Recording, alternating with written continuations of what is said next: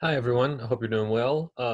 So in this in this short little talk, we're going to introduce the idea of the past subjunctive, sometimes also called the imperfect subjunctive. I'm going to do part of this bit in English because the past subjunctive is relatively easy to form, but using it can be a little bit complicated. So I want to do a bit in English just to make sure that everyone's following along. Okay? So I'm going to go ahead and share my screen with you. And we're going to talk about the past subjunctive. So to this point in this section of the course, we've talked exclusively about the present subjunctive. Here, of course, the forms of the present subjunctive. It's basically, as you know, take the ending and change the vowel. So amar becomes ame, beber, beba, vivir, viva. This is for the present subjunctive, when you want to use the subjunctive to describe something that's going on in the present or the future, possibly. But there's also what we call an imperfect subjunctive, or a past subjunctive conjugation. Here are the forms of the past subjunctive. You can see that the forms are relatively straightforward. If we go to the AR section, we have the stem of the verb, so everything before the ending, so hablar, just take off the ending, AR. And the ending for the imperfect subjunctive, or the past subjunctive, is ara, for I. Aras, for tú, ara, for él, ella, usted, aramos, and aran, for ustedes, ellos. This is the basic idea. It's relatively straightforward. For ER and IR verbs, it's slightly more complicated, but not really. Here, instead of using ara, we use iera, I-E-R-A. So we have the stem, com in this case, or escribe, and then we add the iera ending. So comiera, comieras, comiera, comiéramos, comieran, comieran. The same with escribir, ¿no? Escribir, escribiera, escribieras, escribiera, escribiéramos, escribieran. That's the imperfect subjunctive in Spanish. Now, you may be wondering, why in the world do we need an imperfect subjunctive? What is the point of the imperfect subjunctive? Well, that's what we're going to talk about now. Here are some examples. Let's begin with an example of the present subjunctive. We use the present subjunctive when the main verb, the verb in the main clause, requires a subjunctive and that verb is in the present. So here's an example. Me sorprende que los aztecas hablen náhuatl. Here we have the present subjunctive, hablen. We have the present subjunctive because the verb in the main clause, sorprende, expresses an emotion, and as we know, when we express emotions, often in Spanish, we use the subjunctive. Me sorprende, indicative, que, oh, now we've indicated the subjunctive, me sorprende que los aztecas hablen náhuatl. So what are we saying here? Well, we're saying, I am surprised that the Aztecs speak náhuatl. That is to say, I am surprised in the present that the Aztecs speak present náhuatl. But what if, rather than say, I am surprised that the Aztecs speak Nahuatl, we instead want to say, I am surprised that the Aztecs spoke Nahuatl. That is to say, what if we want to refer to the past rather than to the present? Well, for that, we have the imperfect subjunctive. So here's an example.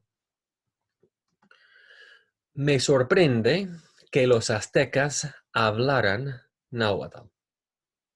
That is to say, I am surprised, or it surprises me, that the Aztecs spoke Nahuatl. Does this make a little sense? Me sorprende que los aztecas hablen Nahuatl, presente. Me sorprende que los aztecas hablaran Nahuatl, pasado. Does that help a little bit? Let's look at some, Let's look at some other examples. I forgot to change the animation on that one. Anyway, here's another example. Me sorprende que los aztecas tengan muchos conocimientos científicos. So I'm surprised that the Aztecs have a lot of scientific knowledge. But what if we want to say, I'm surprised that the Aztecs had a lot of scientific knowledge? Well, for that, we can use the imperfect subjunctive. Me sorprende que los aztecas tuvieran. Now, You'll notice here that tuvieran is an irregular form in the subjunctive. It's an irregular form. There are several verbs that have irregular forms in the subjunctive, but they're relatively easy to identify. I'm going to show you how to identify those really quickly. Here's the basic idea. Any verb that has an irregular form in the preterite will have an irregular form in the past subjunctive. So take tener as an example. What is the form of tener in the preterite? Well, we have the stem tuv. For example, tuve, or tuviste, or tuvieron. This irregular form in the preterite is preserved in the imperfect subjunctive. So we have, for instance, tuviera, tuvieran, tuvieras, etc. Okay? Here's another example. Take a verb like poner. What is the preterite of poner? Well, it is puse, pusiste, puso. This form, give me just 1 second. I'm going to have it stop. Proofing my language here. This form is also preserved in the imperfect subjunctive. For example, yo pusiera, tú pusieras, él pusiera, and so forth. One more example. Estar.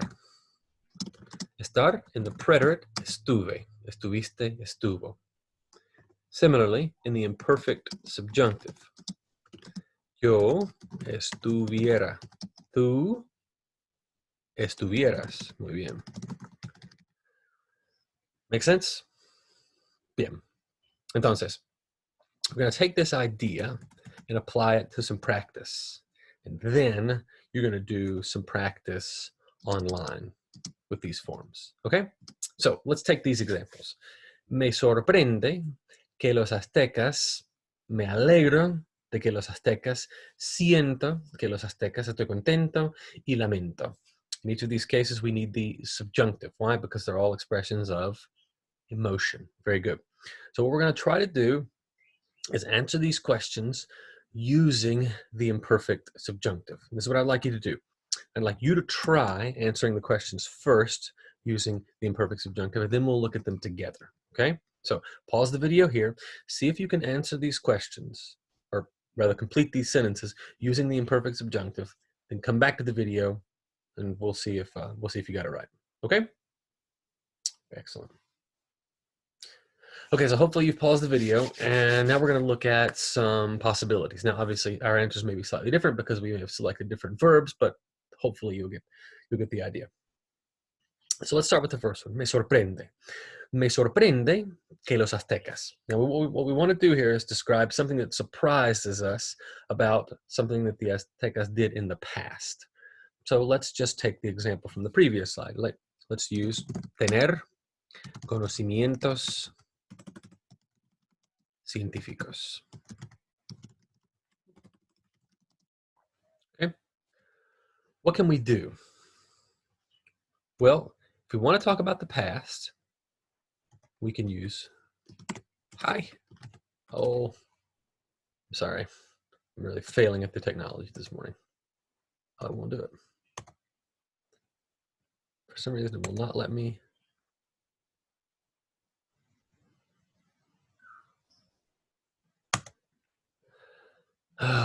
I don't really know what's going on. I can't get it to set the keyboard. I'm committed, however, to not editing these videos. So I'm sorry.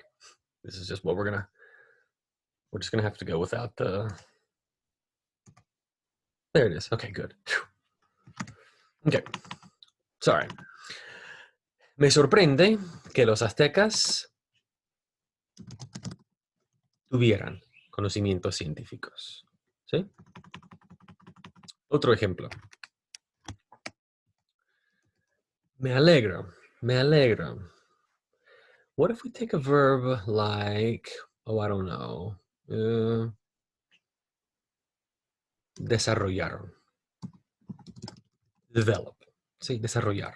So I am happy that the Aztecs developed medicines. Bueno, me alegro de que los aztecas desarrollaran medicinas. ¿Sí? Me alegro de que los aztecas desarrollaran medicinas. Imperfecto de subjuntivo. Here's another example, number 3. Siento. So I'm sad that, or I regret that. Let's pick something here like practicar el sacrificio humano. Because you guys know that the Aztecs practice human sacrifice as a part of their religion. Siento que los aztecas practicaran el sacrificio humano. ¿Sí? Here's another example. Estoy contento. I'm happy that. What if we say hablar náhuatl? Estoy contento de que los aztecas hablaran náhuatl. ¿Sí? Muy bien. So, hopefully you have the idea now, the idea of the imperfect subjunctive. We use the imperfect subjunctive to describe things that require the subjunctive but are expressed in the past. Now, this is what I'd like you to do. If you go to the Blackboard screen, you will see this link, Review and Practice Imperfect Subjunctive. If you click that link, you will see that it brings up a whole series of practice questions, 40 in this case. So what you're going to do is just practice forming the imperfect subjunctive on this site. Yeah? So give that a shot. When you do it, you can check your answer and it will tell you whether you got it right or wrong. So I'm going to get it wrong in this case. I'm going to miss an accent and it's probably going to tell me, oh no. Now you missed it because you need an accent on the E. So that should give you many opportunities to practice the imperfect subjunctive. If you have any questions in the process, please feel free to send me a message and I'll be happy to clarify anything I can. Thank you very much, and you all have a good day.